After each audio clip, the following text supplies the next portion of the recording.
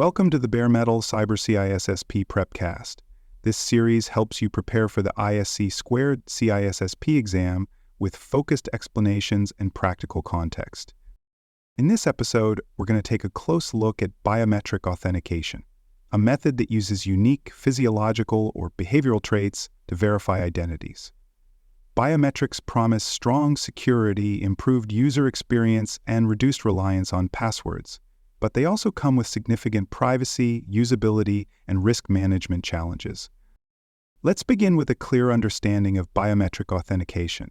This method uses individual characteristics that are naturally difficult to replicate or share, such as a fingerprint, an iris pattern, a voice signature, or even the way someone types or walks. Biometrics fall into two categories: physiological traits, like facial recognition and retina scans, and behavioral traits such as typing rhythm or mouse movement.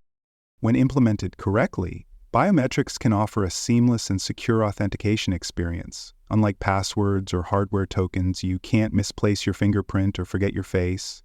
And for organizations, biometrics can reduce operational friction, improve audit trails, and support regulatory compliance by ensuring high-assurance identity verification. That leads us into the strengths of biometric authentication. First and foremost is uniqueness. Every person has distinct biometric markers, whether it's the ridges in a fingerprint or the vein patterns in a palm. This uniqueness makes it extremely difficult for an attacker to impersonate someone else using biometrics. Another strength is the elimination of traditional password risks. Users don't need to remember complex strings, rotate their credentials, or fall victim to phishing. Biometrics sidestep problems like password reuse, weak choices, or social engineering. As a result, they reduce administrative overhead and improve the overall security posture. User convenience is also a major advantage. Unlocking a device with a fingerprint or logging in with facial recognition takes just seconds. This kind of fast, frictionless authentication improves both user satisfaction and adoption rates. Biometrics also offer strong non-repudiation. In other words, once a user authenticates using a biometric, it becomes very difficult for them to deny that they accessed the system. This provides accountability and helps organizations enforce traceability for actions and transactions. And finally, compliance. Many frameworks, from PCI DSS to HIPAA, encourage or require strong authentication mechanisms. Biometric authentication, particularly when combined with multi-factor methods, can help organizations meet these evolving standards. But with those strengths come significant weaknesses and limitations. First among them is accuracy. Biometric systems must balance false positives, where an unauthorized person is wrongly granted access, and false negatives, where a legitimate user is denied. Too much leniency compromises security. Too much strictness impacts usability. It's a delicate calibration. Biometrics can also be spoofed. Attackers have demonstrated the ability to lift fingerprints from surfaces, replicate iris patterns using high-resolution images, or use deepfake technologies to trick facial recognition systems.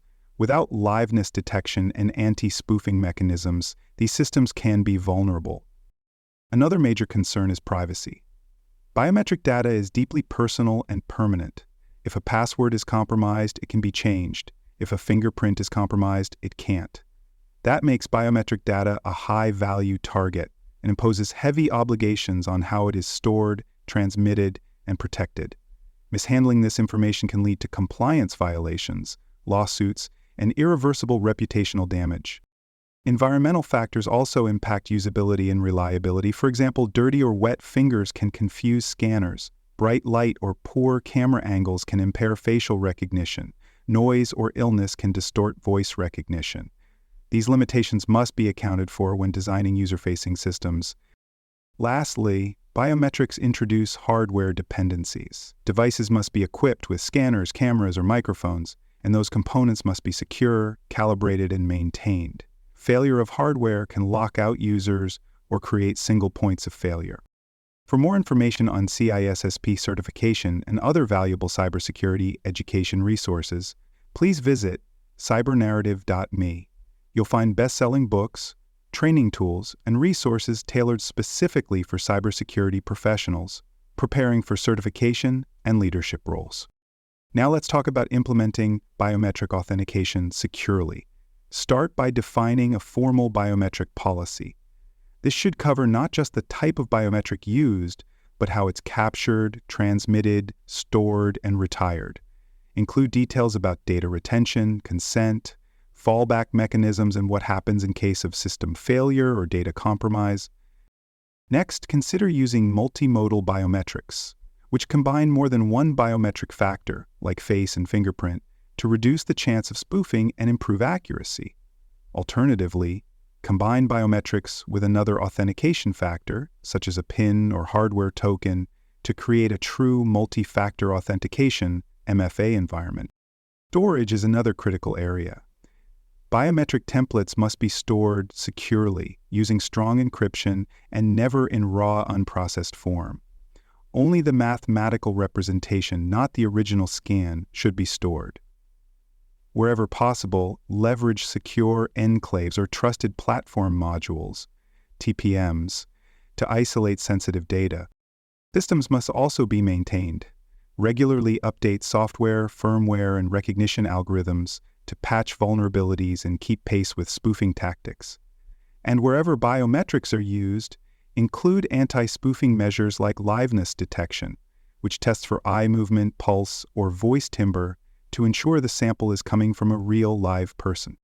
Security controls for biometric systems should include strict access management, limit who can manage the system and access stored templates, use role-based access controls, RBAC, and log all interactions with the biometric system for audit and compliance purposes. Also ensure end-to-end protection. Biometric data must be encrypted during capture, in transit, and at rest. Protect the interfaces and APIs of biometric systems from tampering or reverse engineering. In case biometric authentication fails or becomes temporarily unavailable, always provide a secure fallback mechanism, like a backup token or password, that still maintains strong security but supports continuity and accessibility. Continuous improvement is the final key to biometric success. Monitor authentication logs for signs of abnormal behavior, analyze authentication failures, investigate false positives or attempted spoofing attacks. Use this data to refine your thresholds and improve usability and accuracy over time. Collaborate across departments. Biometric implementation isn't just a technical challenge, it involves legal, compliance, human resources, and user experience considerations. Everyone must understand the stakes and support secure, ethical biometric practices. And of course, train your workforce. Make sure users understand how the system works, what's being collected, how it's protected, and what their rights are. Transparency builds trust, and trust builds security. Thanks for joining us for this episode of the Bare Metal Cyber CISSP Prepcast. For more episodes, tools, and study support, visit us at baremetalcyber.com.